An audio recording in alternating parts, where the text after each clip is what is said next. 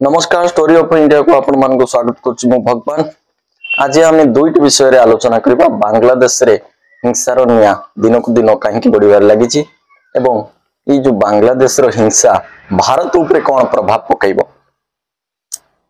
भारत जो पड़ोसी राष्ट्र बांग्लादेश सेठी बड़ षड़यंत्र चलछि, कारण से माने चाहुचंती किछि मुसलमान कट्टरपंथी माने बांग्लादेश रे जो आरक्षण ना रे माने आरक्षण ई जो दंगा आଳରେ ସେମାନେ ଚାହୁଁଛନ୍ତି କିଛି କଟ୍ଟରପନ୍ଥୀ ବାଂଲାଦେଶର ମୁସଲମାନ ମାନଙ୍କୁ ଭାରତ ଭିତରେ ପ୍ରବେଶ କରାଇବା ପାଇଁ।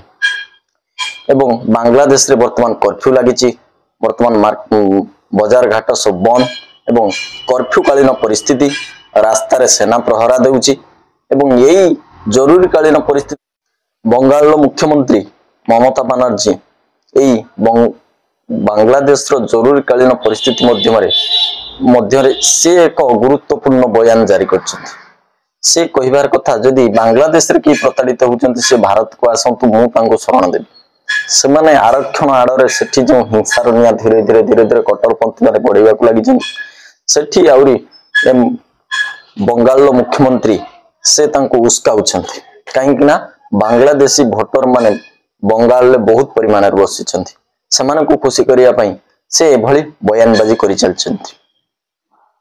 तापर हला ए कथा सरकार जानिछंती जे कट्टरपंथी मानकर चिंताधारा को सरकार बुझी पारछंती एवं भारतर जे पिला माने बांग्लादेश रे शिक्षा अर्जन पई बाहर को जाइथिले सेमान को बाहर विमान जोगे बाहर करि आनिछंती एवं पड़ोसी राष्ट्र जो अच्छे नेपाल म्यांमार सेमानकर छात्र मानक मध्य बाहर करि आनिछंती एवं आउ कोनोसी प्रकार बांग्लादेश रो कट्टरपंथी मानकू शरण देबा पई सरकार जम्मारू राजी नहंती।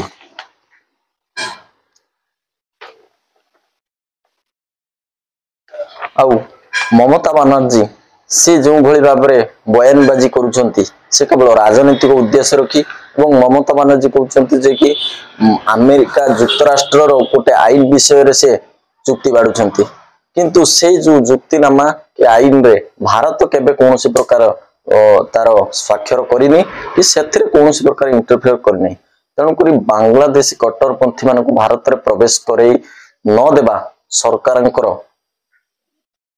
एक सुयोग्य पदक्षेप।